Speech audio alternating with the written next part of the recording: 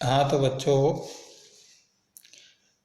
इससे पहले वो जो वीडियो था उसमें हमने अष्टफलकीय संकुलों में D1 और D9 विन्यास के लिए ओर्गल जो आरेख है उसके बारे में चर्चा की थी। आज हम चतुष्फलकीय संकुलों में D1 और D9 विन्यास के लिए जो ओर्गल आरेख है वो किस प्रकार से बनते हैं उस पर जो है चर्चा करेंगे। हम जानते हैं कि जो चतुष्फलकीय जो संकुल हैं उन चतुष्फलकीय संकुलों में जो D कक्षक हैं वो T2 और E में विभाजित हो जाते हैं। इसी तरह से जो पद है वो जो टर्म है वो भी जो है T2 और E में विभाजित होती है, क्योंकि चतुष्फलकीय जो संकुल है उनमें E कक्षकों की ऊर्जा कम होती है और T2 की ऊर्जा जो है वो अधिक होती है, जबकि अष्टफलकीय में इसके विपरीत होता है। E G की ऊर्जा ज़्यादा और T2G की ऊर्जा कम। तो इस तरह से इनका जो ओर्गल आरेख है चतुष्फलकीय संकुलों के लिए जो D1 आरेख है उस D1 जो विन्यास है उस D1 विन्यास के लिए जो ओर्गल आरेख है वो अष्टफलकीय संकुलों के D1 आरेख विन्यास के लिए जो ओर्गल आरेख है उससे जस्ट विपरीत होता है।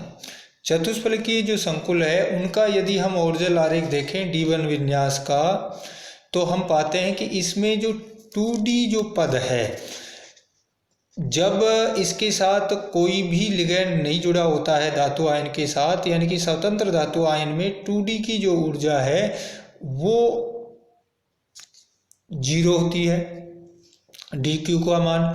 लेकिन जैसे जैसे इसके साथ जो है लिगैंड जुड़ते हैं तो 2D जो है वो दो पदों में विभाजित हो जाता है, 2E और 2T2 में विभाजित होता है, जिसमें 2E की ऊर्जा कम और 2T2 की ऊर्जा ज़्यादा होती है, जैसा कि इस आरेख में दिखाया गया है।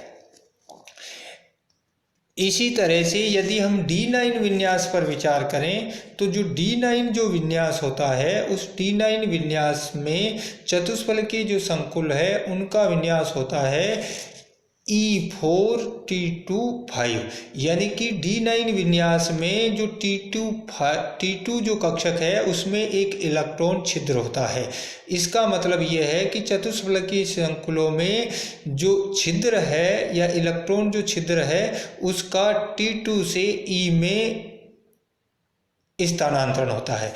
इस तरह से यदि हम इसका ओर्गल आरेख बनाएं तो चतुष्फलकीय संकुलों में D9 जो विन्यास है उसके लिए T2 की ऊर्जा कम और E की ऊर्जा अधिक, यानी कि T2 से E में जो है इलेक्ट्रॉन का स्थानांतरण होता है, जबकि D9 विन्यास अष्टफलकीय संकुलों में जो इलेक्ट्रॉन छिद्र है वो EG कक्षकों में होता है, तो वहाँ इलेक्ट्रॉन का स्थानांतरण EG से T2G में होता है।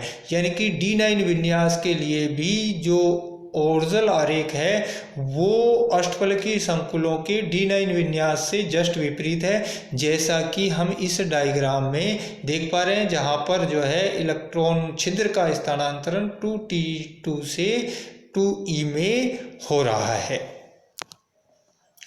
यदि हम जो है इसकी बात करें, इसको यदि हम देखें तो चतुष्फलकीय जो D1 विन्यास है उसके लिए छिद्र का स्थानांतरण जो होता है वो E से T2 में होता है, E से T2 में, जबकि चतुष्फलकीय D9 जो विन्यास है उसके लिए छिद्र का जो चतुष्फलकीय D1 में इलेक्ट्रॉन का स्थानांतरण होता है E से 2 में, इसमें चतुष्फलकीय D1 विन्यास के लिए इलेक्ट्रॉन का स्थानांतरण न कि छिद्र का स्थानांतरण, जबकि चतुष्फलकीय विन्यास के लिए छिद्र का जो स्थानांतरण है वो होता है T2 से E में D9 विन्यास के लिए। तो ये जो ओर्गल आरेख है वो सिर्फ दुर्बल क्रिस्टल क्षेत्र से संबंधित है, इसलिए अब जो है हम बात करते हैं D6 और D4 जो है उसके लिए ओर्गल आरेख की। तो D6 विन्यास के वाले जो धातु आयन हैं उनका दुर्बल अष्टफलकीय क्रिस्टल क्षेत्र में विन्यास क्या रहेगा। D6 के लिए दुर्बल अष्टफलकीय क्षेत्र की बात करें तो ये होगा T2G4Eg2। अतः D6 विन्यास में अर्धपूर्ण यानी कि D5 से अधिक है और अधिक होने के कारण यहाँ 4 अयुग्मित इलेक्ट्रॉनों के कारण बहुलकता जो है वो क्या होगी, आपकी 5 होगी।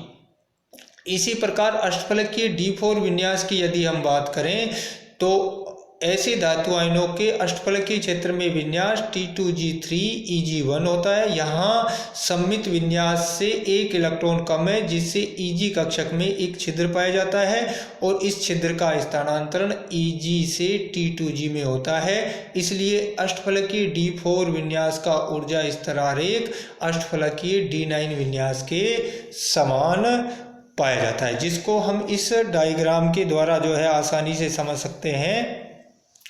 अष्टफलकीय D4 की यदि हम बात करें तो अष्टफलकीय D4 में जो है एक छिद्र जो है उसका स्थानांतरण Eg से T2G में होता है, Eg से T2G यानी कि 5Eg to 5T2G, क्योंकि D4 और D6 विन्यास के लिए जो टर्म है वो 5D होती है क्योंकि बहुलकता 5 है। और जो अष्टफलकीय D6 जो विन्यास है उसमें एक इलेक्ट्रॉन का स्थानांतरण 5T2G से 5Eg में होता है। तो इस प्रकार चतुष्फलकीय संकुलों में D6 का ओर्जल आरेख D1 के समान और D4 का ओर्जल आरेख D9 के समान होगा। यह D4 और D9 विन्यासों की बहुलकता जो है वो उसके बारे में हम 5 होती है। बहुलकता कितनी होती है? 5। इनकी बहुलकता 5 है। तो इस तरह से D4 और D6 जो है उसको भी हम देख सकते हैं। और चतुष्फलकीय जो संकुल है उन चतुष्फलकीय संकुलों की बात करें तो D6 का ओर्जल आरेख D1 के समान और D4 का ओर्जल आरेख D9 के समान होगा और D4 और D9 विन्यासों की बहुलकता 5। इसको जो है हम इस डायग्राम के द्वारा यानी कि इससे पहले जो है अष्टफलकीय का और चतुष्फलकीयों की बात करें तो चतुष्फलकीय में यदि हम चर्चा करें तो जो D4 है उसमें 5E से 5T2G में स्थानांतरण होगा, जबकि जो अष्टफल D4 जो विन्यास है उसके लिए जो है 5T2 से 5E में स्थानांतरण होता है। तो ये थे ओर्जल ऊर्जा स्तर आरेख जो कि हमने जो है अध्ययन किया कि D1 अष्टफलकीय के लिए हमने पढ़ा, D9 जो है अष्टफलकीय के लिए हमने जो है इससे पहले वाले वीडियो में पढ़ा और इस वीडियो में हमने चतुष्फलकीय D1 और चतुष्फलकीय D9 के बारे में देखा। और हमने देखा कि चतुष्फलकीय D9 जो है वो अष्टफलकीय D1 के समान और चतुष्फलकीय D1 जो है वो D9 के समान और D9 जो है वो अष्टफलकीय D1 के समान होता है। इसी तरह से हमने D4 और D6 के बारे में चर्चा की। अष्टफलकीय जो संकुल हैं उनमें D4 में जो है आपका 5Eg से 5T2G में स्थानांतरण होता है, जबकि अष्टफलकीय D6 में जो है ये 5T2G से 5Eg में स्थानांतरण होता है। और इसके विपरीत यदि हम चर्चा करें तो इसके विपरीत हमने बताया था कि चतुष्फलकीय D6 और D4 जो है उसके बारे में हमने देखा कि चतुष्फलकीय D6 का ओर्जल आरेख D1 के समान और D4 का ओर्जल आरेख D9 के समान होगा। यहाँ D4 और D9 विन्यासों की बहुलकता 5 है, जैसा कि हमने इस डायग्राम में देख रहे हैं। तो ये थे ऊर्जा स्तर आरेख, ओर्जल आरेख और विभिन्न टर्म्स के लिए जो हमने जो है अच्छी तरह से इसके बारे में कंप्लीट अध्ययन किया है। और हमने ये देखा कि जो ओर्जल जो आरेख हैं ये अति सरल होते हैं, इनकी व्याख्या हम आसानी से कर सकते हैं। और किसी भी विन्यास के लिए जो विभिन्न पद होते हैं उन पदों में से केवल जो स्पेक्ट्रोस्कोपिक ग्राउंड स्टेट होती है, स्पेक्ट्रोस्कोपिक जो निम्नतम अवस्था होती है उस निम्नतम अवस्था